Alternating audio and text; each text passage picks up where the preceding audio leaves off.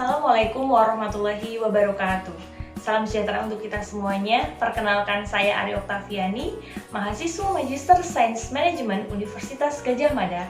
Nah, pada kesempatan kali ini saya akan mempresentasikan proposal penelitian saya yang berjudul mengenai pengaruh legitimasi NFT terhadap keterikatan publik pada NFT dengan citra perusahaan kripto sebagai variabel pemoderasinya. Nah, adapun yang melatar belakangi penelitian ini adalah karena munculnya fenomena NFT. Nah, apa itu NFT? NFT adalah sebuah token jenis baru dari token berbasis blockchain yang unik dan tidak dapat dibagi.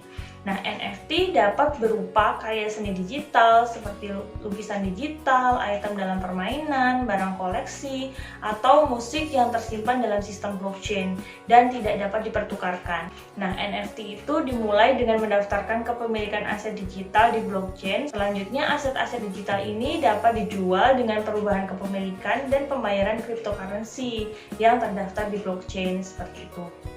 Nah, kemudian Scott and Marston pada 2012 itu meramalkan bahwasannya di masa datang itu perkembangan sosial ruang, batas antara realitas aktual dan virtual, antara individu yang hidup dan tubuh virtual, dan antara domain pribadi dan publik itu di masa depan itu akan menjadi semakin kabur. Nah, kemudian barang-barang virtual itu dinilai tidak hanya karena atribut fungsional dan estetiknya, tetapi juga untuk penggunaan simbolis mereka dalam membatasi identitas dan hubungan sosial. Nah, akibatnya konsumen sekarang itu membeli barang-barang virtual dengan alasan yang sama seperti membeli barang-barang nyata pada umumnya.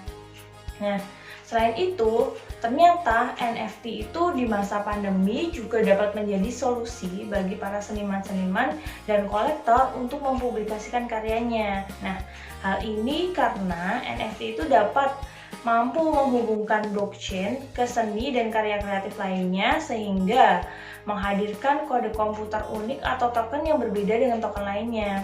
Sehingga NFT itu mampu mengubah barang digital yang dapat disalin tanpa henti menjadi sesuatu yang unik dan berbeda antar satu dan lainnya.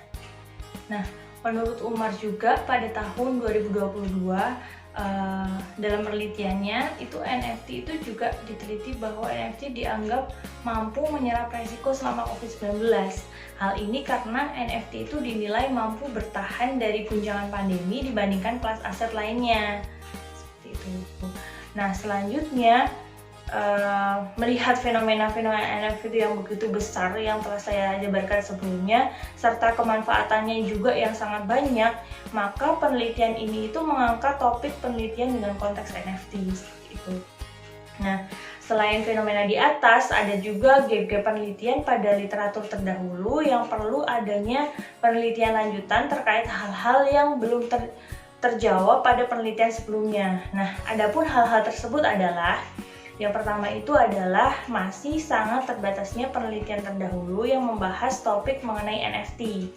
Nah, kemudian penelitian ini itu nantinya akan mencoba untuk menangkap fenomena NFT dengan kacamata ilmu sosial seperti itu. Nah, kemudian yang kedua adalah NFT itu sebagai sebuah entitas yang nyata dan diterima oleh masyarakat atau terlegitimasi oleh masyarakat itu belum banyak dikaji secara empiris. Nah, oleh karena itu penelitian ini itu nantinya akan memasukkan variabel legitimasi pada konteks NFT untuk mampu melihat kediterima sebuah NFT ini oleh masyarakat seperti itu. Yang ketiga, penelitiannya adalah penelitian terdahulu itu yang membahas mengenai legitimasi itu kebanyakan menggunakan metode konten analisis dan metode kualitatif. Nah, penggunaan metode kuantitatif itu masih sangat sedikit dilakukan. Nah, sehingga penelitian ini itu nantinya akan menggunakan metode kuantitatif dalam penelitian. Nah, penelitian terdahulu juga meneliti mengenai legitimasi secara individu itu masih sedikit ternyata. Nah, kemudian penelitian ini itu juga nantinya akan meneliti legitimasi itu secara individu. Jadi nanti unit analisisnya itu secara individu pada penelitian ini.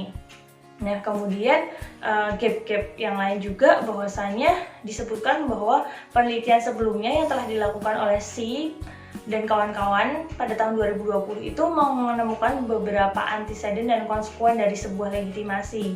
Nah, nanti penelitian ini itu akan berkontribusi pada pengembangan penelitian si ini pada tahun 2022 yang berkaitan dengan penambahan konstruksi baru dari konstruk legitimasi, yaitu keterikatan publik seperti itu. Nah, kemudian gap-gap yang lain juga mengatakan bahwasanya penelitian sebelumnya yang telah dilakukan Pinto itu dan kawan-kawan itu juga menyarankan untuk melakukan penelitian di masa depan yang mampu melanjutkan evolusi dari proses perkembangan NFT. Nah, penelitian ini itu nantinya akan berkontribusi pada pengembangan penelitian Pinto ini yang akan memasukkan variabel keterikatan publik sebagai proses lanjutan setelah investor itu mau menerima dan memasuki pasar NFT. Kemudian yang terakhir adalah pada penelitian terdahulu itu mengatakan bahwa adanya ketidakkonsistenan hasil penelitian mengenai hubungan antara legitimasi dan keterikatan. Nah, sehingga penelitian ini itu nantinya akan memasukkan variabel moderator ini yang mampu menjelaskan hubungan antara legitimasi dan keterikatan, yaitu citra perusahaan. Nah, hal ini karena menurut Disvieto 2020, citra perusahaan itu cerita perusahaan yang baik, yang positif itu dinilai akan mampu meningkatkan legitimasi suatu perusahaan. Sehingga dalam konteks ini, perusahaan yang akan dipropos untuk mempengaruhi suatu kediterima NFT itu adalah perusahaan kripto. Karena perusahaan kripto itu merupakan perusahaan yang mengakomodir teknologi blockchain dan smart contract NFT serta cryptocurrency sebagai alat pembayarannya dalam bertransaksi NFT gitu. Nah, dengan demikian yang menjadi pertanyaan penelitian dalam penelitian ini itu adalah yang pertama adalah apakah legitimasi NFT itu berpengaruh terhadap keterikatan publik pada NFT, dan yang kedua itu adalah apakah citra perusahaan kripto itu mampu memoderasi hubungan antara legitimasi NFT dan keterikatan publik pada NFT. Nah, kemudian masing-masing dari pertanyaan penelitian itu akan menghasilkan tujuan penelitian. Yang pertama adalah untuk menguji legitimasi NFT berpengaruh terhadap keterikatan publik pada NFT, dan yang kedua itu adalah untuk menguji citra perusahaan kripto memoderasi hubungan antara legitimasi NFT dan keterikatan publik pada NFT. Kemudian selanjutnya adalah dasar teorinya. Adapun yang menjadi dasar teori dalam penelitian ini adalah teori institusional, di mana teori institusional itu mengatakan bahwa suatu organisasi itu terbentuk dari lingkungan institusional yang ada di sekitar mereka. Nah, teori ini juga mengatakan bahwa untuk bertahan hidup, organisasi itu harus meyakinkan kepada publik dan masyarakat bahwa organisasi adalah entitas yang sah atau legitimate serta layak untuk didukung. Nah, sehingga dari teori besar ini dapat diturunkan 3 variabel penelitian, yaitu legitimasi, keterikatan publik, dan citra perusahaan. Nah, kemudian adapun legitimasi sendiri itu merupakan sebuah persepsi atau asumsi umum bahwa tindakan suatu entitas itu diinginkan, pantas, atau sesuai dalam beberapa sistem norma, nilai, serta keyakinan dan definisi yang dibangun secara sosial, seperti itu. Nah, kemudian keterikatan publik sendiri merupakan sebuah motivasi psikologi di mana keadaan afektif yang membawa perilaku ekstraperan, sukarela, dan ditandai dengan komitmen afektif, afeksi positif, dan pemberdayaan yang dialami individu publik dalam interaksi dengan entitas dari waktu ke waktu, seperti itu. Nah, dan citra perusahaan itu sendiri merupakan sebuah persepsi publik terhadap perusahaan atau sebagai jumlah dari semua keyakinan yang dimiliki seseorang terhadap perusahaan tersebut, seperti itu. Sehingga dari teori tersebut dapat dikembangkan hipotesis sebagai berikut. Yang pertama itu adalah legitimasi itu dianggap mampu berpengaruh terhadap keterikatan publik. Nah, hal ini karena keterikatan publik itu merupakan sebuah proses setelah seseorang menerima suatu entitas atau melegitimasi suatu entitas. Nah, kemudian yang menjadi pertanyaan juga pada preferensi legitimasi yang seperti apa yang mampu menghasilkan sebuah keterikatan. Apakah pada preferensi legitimasi moral, ataukah pada preferensi legitimasi kognitif, ataukah pada preferensi legitimasi pragmatis. Nah, sehingga masing-masing preferensi ini nantinya akan dijabarkan satu persatu terhadap keterikatan publik dengan cara dibuat hipotesis penelitian H1A dan H1B dan H1C itu. Adapun H1-nya adalah legitimasi NFT berpengaruh terhadap keterikatan publik pada NFT. Dan H1A-nya adalah legitimasi pragmatis, itu mampu berpengaruh terhadap keterikatan publik pada NFT. Dan H1B-nya adalah legitimasi moral, itu berpengaruh terhadap keterikatan publik pada NFT. Dan H1C-nya adalah legitimasi kognitif, mampu berpengaruh terhadap keterikatan publik pada NFT. Nah, kemudian pengembangan hipotesis keduanya adalah citra perusahaan kripto itu mampu memoderasi hubungan antara legitimasi NFT dan keterikatan publik pada NFT. Nah, hal ini karena citra perusahaan itu dianggap, atau citra perusahaan yang baik dan positif itu dinilai itu mampu mendorong terciptanya sebuah legitimasi suatu perusahaan tersebut. Nah, sehingga citra perusahaan dinilai mampu memoderasi hubungan antara legitimasi dan keterikatan. Adapun citra perusahaan yang mampu mempengaruhi hubungan tersebut adalah citra perusahaan kripto, yaitu perusahaan yang mengakomodir blockchain dan cryptocurrency sebagai tempat dan mata uang dalam bertransaksi NFT, seperti itu. Nah, sehingga model penelitiannya adalah sebagai berikut. Nah, selanjutnya adalah mengenai pendekatan dan desain penelitiannya. Nah, penelitian ini nantinya akan menggunakan metode kuantitatif dengan survei sebagai metode pengumpulan datanya. Kemudian dimensi waktunya adalah menggunakan dimensi waktu cross-seksional. Dan unit analisisnya yang digunakan adalah unit analisis pada level individu. Seperti itu. Nah, kemudian populasi dalam penelitian ini adalah seluruh masyarakat Indonesia yang telah melakukan jual beli atau trading NFT. Kemudian metode pemilihan sampelnya adalah metode pemilihan sampel non probability dengan sistem metode pemilihan purposive sampling, di mana kriterianya adalah responden yang telah melakukan jual beli atau trading NFT. Nah, di mana kriteria ini didapatkan dari penelitian sebelumnya yang telah meneliti legitimasi dan keterikatan, yaitu Pansani dan Kumar pada tahun 2017.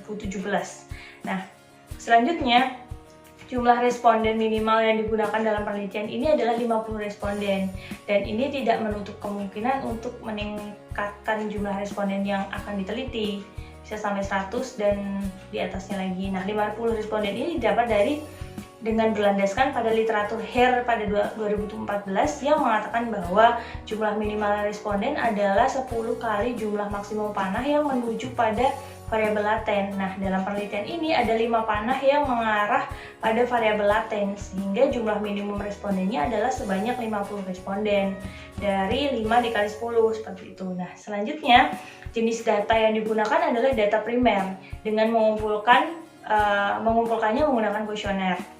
Nah, kuesioner itu nantinya akan dibagikan melalui grup-grup Telegram komunitas trading NFT, penyebaran di berbagai media sosial, dan penyebaran kepada member perusahaan kripto. Nah, jenis kuesionernya adalah kuesioner elektronik yang menggunakan Google Form. Nah, adapun kuesionernya nanti itu akan terdiri dari 2 bagian, yaitu yang pertama profil responden seperti nama, umur, usia, jenis kelamin, pekerjaan, agama, perusahaan kripto yang digunakan, marketplace yang digunakan, koin yang digunakan, dan wallet yang digunakan. Kemudian bagian keduanya itu adalah pertanyaan penelitian mengenai pengukuran variabelnya. Nah, adapun variabel-variabelnya itu diukur dengan menggunakan skala Likert 1-5. Nah, kemudian definisi operasional, pengukuran variabel, dan pertanyaan kuesioner masing-masing variabelnya adalah sebagai berikut ini.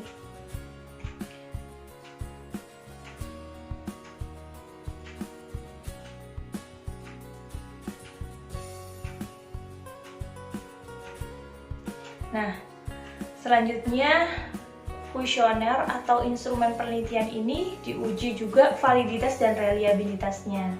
Nah, adapun pengujian validitas instrumen dibagi menjadi 2, yaitu pengujian validitas secara muka atau face validity dan pengujian validitas secara konstruk atau konstruk validity.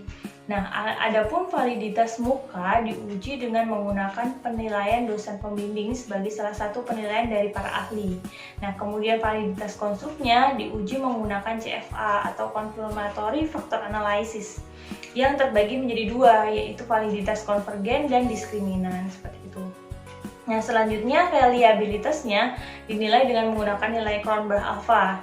Apabila Cronbach alpha-nya menunjukkan nilai kurang atau sama dengan 0,6, maka reliabilitas penelitiannya itu diterima. Nah, selanjutnya apabila nilai Cronbach alfanya itu menunjukkan nilai kurang atau sama dengan 0,7, maka reliabilitasnya itu dikatakan baik. Jadi ini menurut Hare pada 2010. Nah, kemudian metode analisis data yang digunakan adalah menggunakan metode SEM. Hal ini karena SEM itu memiliki kelebihan dibandingkan teknik analisis statistik lain, yaitu SEM ini mampu memiliki keunggulan di mana SEM mampu mengkombinasikan dua teknik analisis sekaligus, yaitu analisis multivariat faktor analisis dan analisis regresi berganda.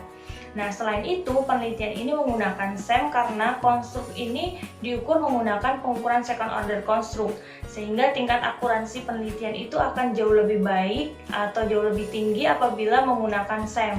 Nah, penelitian sebelumnya itu juga yang telah dilakukan dengan konstruk legitimasi, keterikatan publik, citra perusahaan, itu yang menggunakan second order konstruk itu juga menggunakan SEM sebagai teknik analisis statistiknya juga.